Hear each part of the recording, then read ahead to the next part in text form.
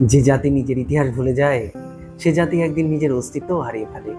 তাই একটি দেশকে বাঁচিয়ে রাখতে গেলে সংবিধানের পাশাপাশি দরকার সেই দেশের স্মৃতি, সংস্কৃতি, আত্মমর্যাদা এবং মাতৃভূমির প্রতি নিঃশর্ত ভালোবাসা। ভারতবর্ষের জাতীয় সঙ্গীত হলো বন্দে মাতরম, আর জাতীয় স্তোত্র বা ন্যাশনাল অ্যানথেম হলো জনগণমনা।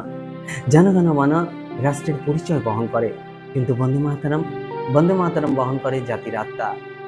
এই গান শুধু সুর নয়, এটি সেই বজ্রনীনাদ যা একদিন পরাধীন ভারতবর্ষের ঘুম ভাঙিয়েছিল। এটি সেই আগুন যার শব্দ শুনে ব্রিটিশ সাম্রাজ্যও কেঁপে উঠেছিল। 1870-এর দশকে সাহিত্য সম্রাট বঙ্কিমচন্দ্র চট্টোপাধ্যায় বন্দে মাতরম রচনা করেন এবং তার অমর সৃষ্টি আনন্দমঠে স্থান দেন। তিনি শুধু একটি গান লেখেননি, তিনি পরাধীন জাতির বুকে স্বাধীনতার আগুন লিখেছিলেন। সুজলাং সুফলাং মালাই শীতলাং, এই শব্দগুলো কেবল কবিতা নয়, যেন ভারতবর্ষের মাটি, নদী, কৃষক, বাতাস আর সভ্যতার আত্মকথা। স্বাধীনতা আন্দোলনের সময় বন্দে মাতরম হয়ে উঠেছিল বিপ্লবীদের যুদ্ধের শপথ। ফাঁসির দড়ির সামনে দাঁড়িয়েও বহু তরুণ শেষ নিঃশ্বাসে বলে উঠেছিল বন্দে মাতরম, কারণ তারা জানতো দেশ কেবল মানচিত্র নয়, দেশ মানে মা, আর মায়ের জন্য মৃত্যুবরণ কোনো পরাজয় নয়। 1896 সালে রবীন্দ্রনাথ প্রথম এই গান পরিবেশন করে, আর তারপর থেকেই এই গান আর গান থাকেনি, এটি হয়ে উঠেছে ভারতবর্ষের চেতনার স্পন্দন।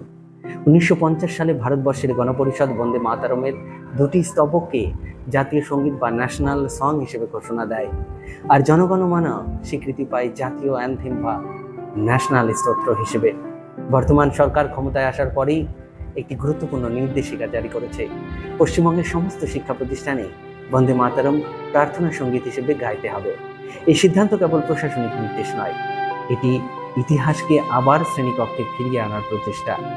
এটি নতুন প্রজন্মকে মনে করিয়ে দেওয়ার চেষ্টা যে মোবাইলের স্ক্রিনের বাইরেও একটি দেশ আছে, একটি ইতিহাস আছে, হাজার শহীদের রক্তে লেখা একটি আত্মপরিচয় আছে।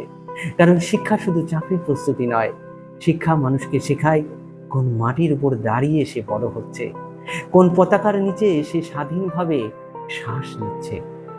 যেদিন প্রতিটি স্কুলের প্রার্থনায় একসঙ্গে ধ্বনিত হবে বন্দে মাতরম, সেদিন শুধু একটি গান গাওয়া হবে না, জেগে উঠবে সুপ্ত আত্মমর্যাদা, ফিরে আসবে ইতিহাসের স্মৃতি, ফিরে আসবে নতুন প্রজন্ম বুঝবে দেশপ্রেম কোনো রাজনৈতিক শব্দ নয়, এটি রক্তের ভিতরে বহন করা এক পবিত্র দায়িত্ব। Freedom survives only in the hearts that remember sacrifice. আজ বন্দে মাতরম শুধুই জাতীয় সঙ্গীত নয়, এটি ভারতবর্ষের আত্মার উচ্চারণ। এটি সেই চিরন্তন ডাক যা প্রতিটি ভারতবাসীকে বলে, মাথা নত করো না, নিজের মাটিকে ভালোবাসো, আর গর্ব করে বলো বন্দে মাতরম।